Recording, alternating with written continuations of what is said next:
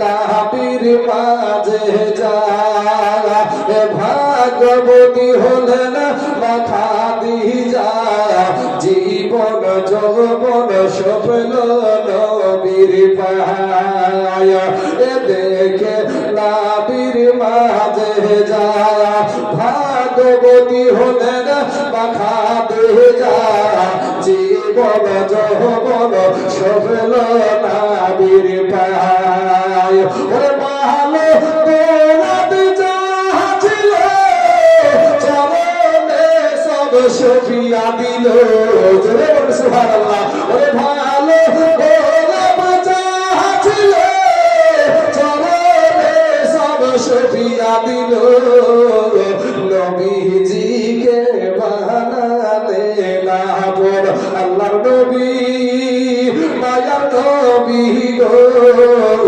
আপনি আমার জীবনের জীবন দয়ার নবী মায়ার নবী গো আপনি আমার জীবনের জীবন আরে আমাদের হাতে করা পায়ে বেড়ি আমরা আসামি ফেব্রুয়ারি আপনার কোটে নবী জামিন চেয়েছি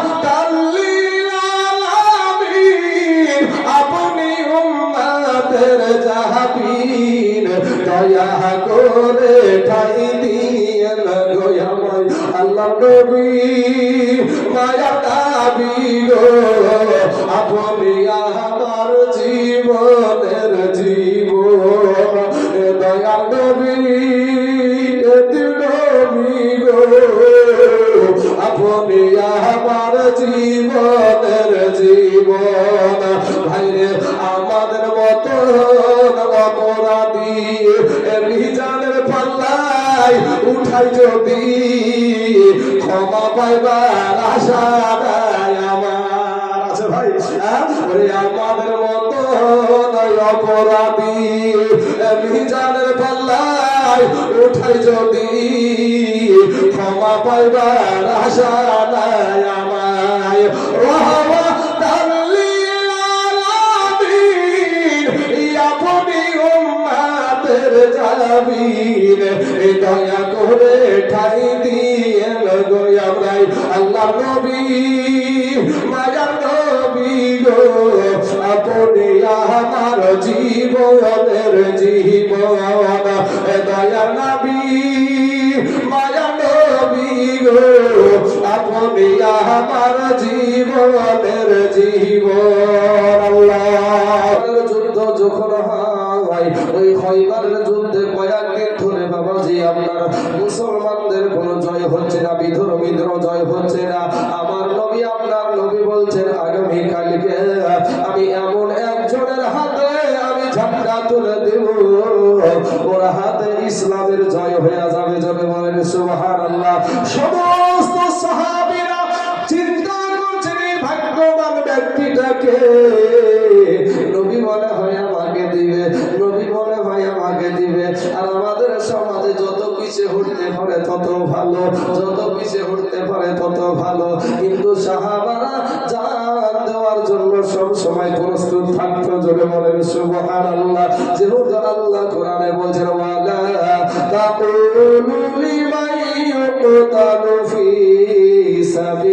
সাবিলিল্লাহি আমওয়াত বাল আহইয়াউ ওয়ালাকিন লা তাশউরুন আমার আল্লাহর রাস্তায় যারা জীবন দেয় কোরআনের জন্য যারা জীবন দেয় নবীর জন্য যারা জীবন দেয় ও বাবাজি ইসলামের জন্য যারা জীবন দেয় হকের জন্য যারা জীবন দেয় তাদেরকে মৃত্যু বলিও না বরং তারা জিন্দা জনে বলবে সুবহানাল্লাহ অন্য আয়াতে আমার আল্লাহ বলছেন ওয়ালা তাহসাবান্নাল্লাযীনা কুতিলু ফি সাবিলিল্লাহি আমওয়াতা বাল আহইয়াউন ইনদা রাব্বিহিম ইরজাউন আল্লাহ রাস্তায় যারা জীবন দেয় গো তাদেরকে তাদেরকে মৃত্যু বলিও না, বরং তারা জিন্দা। মালাহিয়াউন ইনদা রাব্বিহিম ইরজাকুন, এবং তাদেরকে কবরে বাবা জান্নাতি রুজি দেওয়া হয়, খাবার দেওয়া হয়। জোরে বলেন সুবহানাল্লাহ। হে মুসলমান ভাই, আল্লাহ রাস্তায় মরতে আমাদের কত ভয় রে বাবা। আজকে মনে নজরকে ঠেলে দিই, আজ ওই দেশে হচ্ছে, আমাদের দেশে তো হচ্ছে না। ও বাবা গো, দিল্লির জমিনে মুসলমানদেরকে ঈদের নামাজ পড়তে দেয় নাই রে বাবা। মুসলমানদেরকে উগ্রপন্থী হিন্দুরা বলে যে ঈদের দিনে আমরা ওদেরকে নিয়ে হুলি খেলা করবো। এ ভাইরা, ও সোনামানিক, আজ মুসলমান হয়ে তুমি মানুষ চিনলা না রে ভাই। আজ মুসলমানের ভিতরে কতটা দল, আজ মুসলমানের ভিতরে কত রকমের কত দল আছে বাবা। আহারে, এদিকে মুসলমানের ভিতরে কেউ বেরেলি, কেউ বাবা যে ফরাজি, কেউ আপনার দেওবন্দি, কেউ হামবেলি। এ বাবা রে, কত রকমের কত যে ফেরকা আছে। এরপরে দুনিয়ার লোভের জন্য কেউ বাবা তৃণমূল, কেউ কংগ্রেস, কেউ সিপিএম, কেউ বিজেপি, কেউ বাবা আইএসএফ, কেউ বা আবার জিওপি, কেউ বা বিভিন্ন পার্টি করে বাবা। এত মুসলমানদের মধ্যে ভাগাভাগি। আজ শয়তানেরা, কাফেরেরা মনে করছে ওরা তো শয়তানে পরিণত হয়ে গেছে, ওদের কোনো ভিতরে ঈমান নাই, ওদেরকে আঘাত করলে ওরা রুখে দাঁড়াতে সাহস পাবে না। আর ঈমানদারেরা কোনোদিন পিছে হতে জানে না। এ বাবারা, খয়বরের যুদ্ধে সকালবেলাতে নবী আমার এদিকে ওদিকে তালাশ করছে। অনেক সাহাবী সামনে বসে আছে, সাহাবারা চিন্তা করছে মনে হয় আমাকে দিবে। তালাশ করতে করতে যখন দেখলো বাবা আমার নবীজি যখন আপনার কাউকে কিছু বলছে না, তখন সাহাবারা চিন্তা করছে এই দলের ভিতরে মনে হয় নবীজির পছন্দ করা মানুষটা নাই। আমার নবী বললেন কোথায় গো আমার আলী, আবু তালিবের বেটা আলী কোথায়? সঙ্গে সঙ্গে কে যেন বলে উঠলো যে আবু আলীর চোখে একটা যন্ত্রণা হয়েছে, এর কারণে আসতে পারে না, বলে ডেকে নিয়ে এসো। যখন ডেকে নিয়ে আসলেন বলে আজকে তোমার হাতে আমি ইসলামের ঝান্ডা তুলে দিলাম, তোমার হাতে খয়বরের যুদ্ধে জয় হবে মুসলমানদের। আমার হযরতে আলী রাদিয়াল্লাহু তাআলা আনহু বলেছিল ইয়া রাসূলুল্লাহ, ইয়া হাবিবাল্লাহ, নবী গো আমার চোখে বড় যন্ত্রণা করে গো নবী, আমার চোখে বড় ব্যথা করে নবী গো, আমার খুব কষ্ট হচ্ছে। আমার নবীজি তার মুখের থুথু মুবারক, তার মুখের লালা একটু নিয়ে বাবা চোখে ভুলাইয়া দিলেন, বলে এবার কেমন লাগে? হযরত আলী রাদিয়াল্লাহু তাআলা আনহু বলেছিল ইয়া রাসূলুল্লাহ, ইয়া হাবিবাল্লাহ, নবী গো আপনার মুখের থুথু মুবারকের বরকতে আমার কোন চোখে যে ব্যথা হয়েছিল এটাই আমি ভুলে গিয়েছি। জোরে বলেন সুবহানাল্লাহ। এ বাবা, খয়বরের যুদ্ধে আপনার একটা দুর্গের কমার, তার ঢালটা ভেঙে গিয়েছিল। আলীকে আমার আল্লাহ ইসলামের জন্য বাগ বানিয়ে পাঠিয়েছিল, বাবার সবকে জাহান্নামে পাঠিয়ে দিয়া ইসলামের জয় হয়ে গিয়েছিল। প্রথম মুবারকের মজা কতটা দেখার বাবা। এবার চলেন বাবা, ওই যে খন্দকের যুদ্ধে বাবা যুদ্ধ হয়েছিল, আমার দয়ার নবী মায়ার নবীর পেটে বাবা পাথর বাঁধাবে ভাই, আমার নবীর পেটে পাথর আমার নাই, আজ আমাদের খাবারের অভাব নাই। এরপরেও বাবা আমরা নামাজ পড়ি না, এরপরেও আমরা আল্লাহকে ডাকি না, এরপরেও আল্লাহর শুকরিয়া আদায় করি না, কিন্তু আমার দয়ার নবীর পেটে পাথর বাবা ছিল রে বাবা। হযরত জাবের রাদিয়াল্লাহু তাআলা আনহু দেখলেন নবীর পেটে পাথর বাঁধা, একটা দৌড় দিয়ে বিবিকে ডাক দিয়ে বলে প্রাণের বিবি গো, ও আমার বিবি আর সহ্য করতে পারি নাই গো বিবি, সেই নবীকে আমরা কলেজার চাইতেও বেশি ভালোবাসি, নিজের জীবনের চাইতেও বেশি ভালোবাসি, ওই নবীজির খোদার কারণে পেটে পাথর বাঁধা গো বিবি। বিবি গো বাড়িতে কোনো খাবার আছে নাকি? বলে 4 কেজি আটা রয়েছে, একটা ছোট বকরি রয়েছে, বলে ওটা এক্ষুনি তাড়াতাড়ি করে তুমি পাকাও, ওটা করে তাড়াতাড়ি করে পাকাও, আমি নবীকে দাওয়াত করে আসি।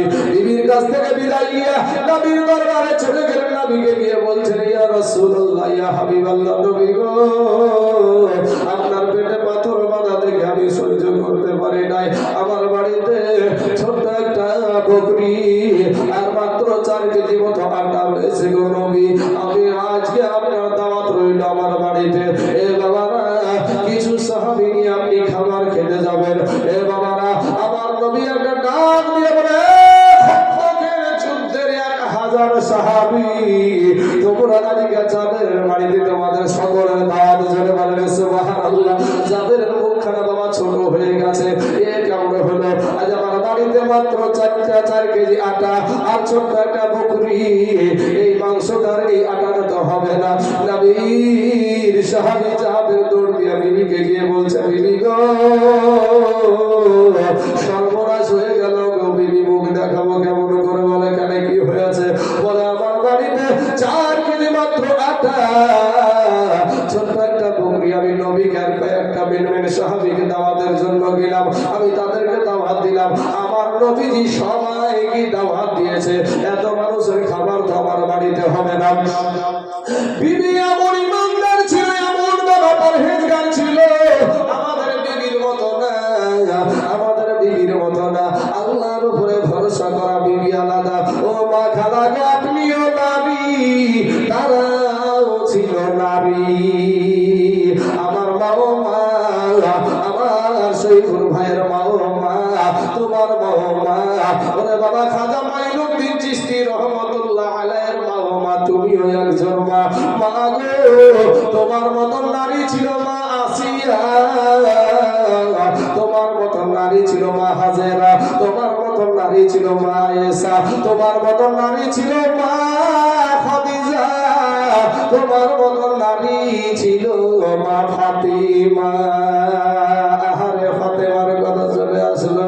কবি বলছেন, সবুর ধারণী জান্নাত রানী মা ফাতেমা জোহরা,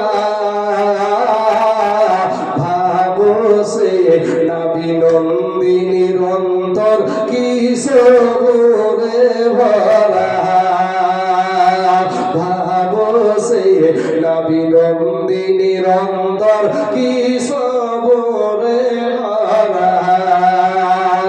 সবুর ধারণী জান্নাত রানী মা ফাতেমা জোহরা, ভাবো সে নবী নন্দিনীর অন্তর কি সবুরে ভরা। হায়রে আগে পিয়ালা আটার একদিন 2টি রুটি বানান, একটি একটি খাবে আমার হাসান হোসাইন। হায়রে একটি একটি খাবে আমার হাসান হোসাইন। এমন সময় এসে সবাই দরজায় দেয় নাড়া, একটা রুটি দাও না মাগো ও ফাতেমা জোহরা, একটা রুটি দাও না মাগো ও ফাতেমা জোহরা। সবুর ধারণী জান্নাত রানী মা ফাতেমা জোহরা, ভাবো সে নবী নন্দিনীর অন্তর কি সবুরে ভরা।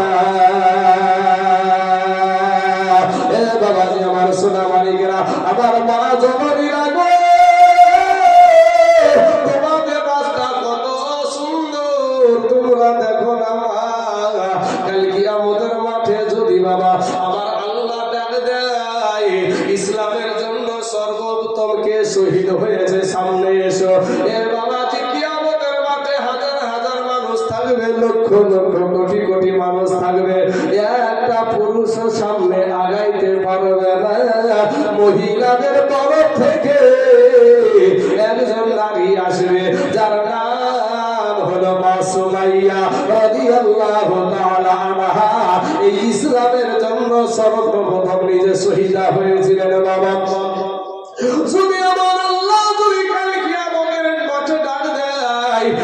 ইনকামের জন্য নিজের মালকে সব চাইতে বেশি প্রথম বিলি করেছে। একজন সামনে এসো, পুরুষদের মধ্যে থেকে একজন যেতে পারবে না। আমার নবীজির প্রথম বিবির নাম হলো মা খাদিজাতুল কুবরা রাদিয়াল্লাহু তাআলা আনহা। উনি আমার নবীর প্রেমে সব বিলি করে দিয়েছিলেন। বলেন সুবহানাল্লাহ। নবীকে বলতো এ দেখে নাবির মাঝে যায়, এ ভাগবতী হলেন মা খাদিজা, জীবন যৌবন সফল নবীর পায়। এ দেখে নাবির মাঝে যায়, ভাগবতী হলেন মা খাদিজা, জীবন যৌবন সফল নবীর পায়। ওরে ভালো গোলাপি ছিল, চরণে সব সফিয়া দিল। জোরে বল সুবহানাল্লাহ। ওরে ভালো গোলাপ ছিল, চরণে সব সফিয়া দিল। নবীজিকে বানাতে না পর আল্লাহর নবী মায়ার নবী গো, আপনি আমার জীবনের জীবন। দয়ার নবী মায়ার নবী গো, আপনি আমার জীবনের জীবন। আরে আমাদের হাতে করা পায়ে বেড়ি, আমরা আসামি ফেব্রুয়ারি, আপনার টোটে নবী জামিন চেয়েছি। রাহমাতাল লিল আলামিন, আপনি উম্মতের জাহাবীন, দয়া করে ঠাই দিয়েন গো আমার আল্লাহ নবী মায়া নবী গো, আপনি আমার জীবনের জীবন। দয়া নবী নবী গো, আপনি আমার জীবনের জীবন। ভাইরে আমাদের মতো অপরাধী মিজানের পাল্লায় উঠাই যদি, ক্ষমা পাইবার আশা নাই আমার। আছে ভাই, আমাদের মতো অপরাধী মিজানের পাল্লায় উঠাই যদি, ক্ষমা পাইবার আশা নাই আমায়। রাহমাতাল লিল আলামিন, আপনি উম্মতের জামিন, দয়া করে ঠাই দিয়েন গো আমরাই আল্লাহ নবী মায়ার নবী গো, আপনি আমার জীবনের জীবন। দয়া নবী মায়া নবী গো, আপনি আমার জীবনের জীবন। আল্লাহুম্মা সাল্লি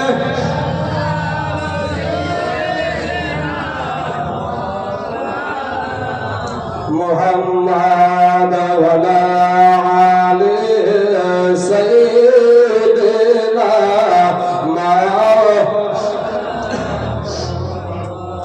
সাল্লাল্লাহু আলা মুহাম্মাদিন। হরদম জবান से निकालो पाक नामे मोहम्मद, हरदम जबान से निकालो शफीआना मोहम्मद सल्लल्लाहु अलैहि वसल्लम। बीबी একটা ডাক দিয়ে বলেন, স্বামী স্বামী গো, চিন্তা করার কোনো কারণ নাই। আপনি যাকে দাওয়াত দিয়েছেন আপনার দায়িত্ব হলো তার, আর নবী যাদেরকে দাওয়াত দিয়েছে তাদের দায়িত্ব হলো আমার দয়ার নবী। জোরে বলেন সুবহানাল্লাহ।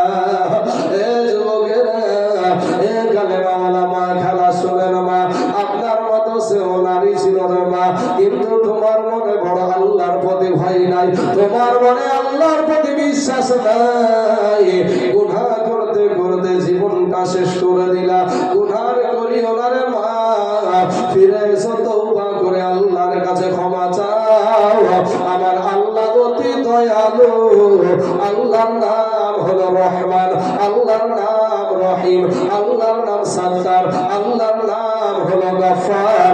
আমার আল্লাহ তোমার জীবনের সব গুনাহ মাফ করে দিবে। জোরে বলেন সুবহানাল্লাহ। নবীর কাছে যখন জাবের গেলেন, জাবেরকে ডাক দিয়ে বলে, যতক্ষণ পর্যন্ত আমি নবী তোমার বাড়িতে না যাব, ততক্ষণ পর্যন্ত খানা যেন না পাকানো হয়। বাবা গো, আমার নবীজির মুখের লালা মুবারক ওই আটাতে আর ওই মাংসতে কিছুটা দিয়ে দিয়েছিল। 1000 সাহাবী তৃপ্তি সহকারে বাবা ক্ষুধা নিবারণ করে খাওয়া দাওয়া করেছিল। অভাব হয় নাই, অনটন হয় নাই। ও মুসলমান বাবাজিরা, আমার ভাই জানেরা, বোঝা গেল নবীজির থুথু আর আমাদের থুথু এক নয়। ঠিক না ঠিক না? অথচ আমাদের সমাজে বলে নবী আমাদের মতো মানুষ, আমাদের সমাজে বলে নবী আমাদের মতো মানুষ। মুসলমান ভাই ও বাবাজিরা, একই গরমের টাইম চলে এসেছে। তো আজকে মানে ভিতরটা ভালোই সিদ্ধ হওয়া হয়েছে। কালকে একটু ফ্যানের ব্যবস্থা করেন, যদি মানে খুবই গরমে লাগছে ভাই, খুবই কষ্ট হচ্ছে আজকে, মানে ভিতরে একবার ভিজে গেছে।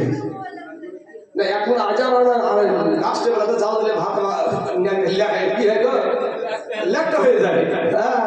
তো আজ আমার সোনামানিকে রাখার দরকার নাই, যদি কালকে প্রয়োজন হয় তাহলে লিখতে হবে। তো যাই হোক বাবাজি, আমার সোনামানিকে, আমার ভাই জানেরা, তা আমাদের সমাজে বলে নবী আমাদের মতো মানুষ। যদি আমাদের মতো মানুষ হতো তাহলে বাবা আমাদের থুতুতেও কিন্তু বরকত হতো, চোখ ভালো হয়ে যেত। কি বলেন ঠিক না? ঠিক, বিষ পানি হয়ে যেত। একই সেন্টেন্স নিয়ে, এই থুথু নিয়ে কতগুলো জিনিস আপনাদেরকে দিয়েছি। এখান থেকে যদি আমি লাভ মেরে চলে যেতে পারতাম, মা খাদিজাতুল কুবরার সঙ্গে বিয়ে পার করে দিতে পারতাম, কিন্তু না। মানুষকে একটা বোঝাই তো একটা ভালো করে বোঝায়, যাতে মানুষের ব্রেনতে থাকে। বলেন আমার নিয়তটা খারাপ না ভালো ভাই? একটা বুঝাবো, সেই একটা যেন মানুষের ব্রেনে থাকে। এই যে থুথু মুবারকের বায়ানটা আপনি নবীজির যে থুথু মুবারকের বরকতের বিষয়টা আপনারা বুঝতে পারলেন। আশা করি পরবর্তীতে আপনাদের আর কোনো অসুবিধা হওয়ার দরকার পড়বেই না। কারণ হলো যে 2 ঘন্টা যাবত আপনারা শুধু থুথুরই বায়ান শুনছেন। এই থুথু যারা বলে নবী আমাদের মতো মানুষ, তাদের থুথু আর নবীজির থুথু, ও বেটাকে জিজ্ঞাসা করলো, বেটাও বলবে যে হ্যাঁ খাইবারের যুদ্ধে নবীজি থুথু মুবারক খাবার দিয়েছিল। শুধু তাই না, ওই হিজরতের রাত্রে আবু বকর সিদ্দিককে যখন সাপে কামড়িয়েছিল তখনও দিয়েছিল, বিষ পানি হয়ে গিয়েছিল। ওরাও স্বীকার করে, কিন্তু তারপরও বাবাজি ওদের আকীদা কি নবী আমাদের মতো মানুষ। এই বিষয় নিয়ে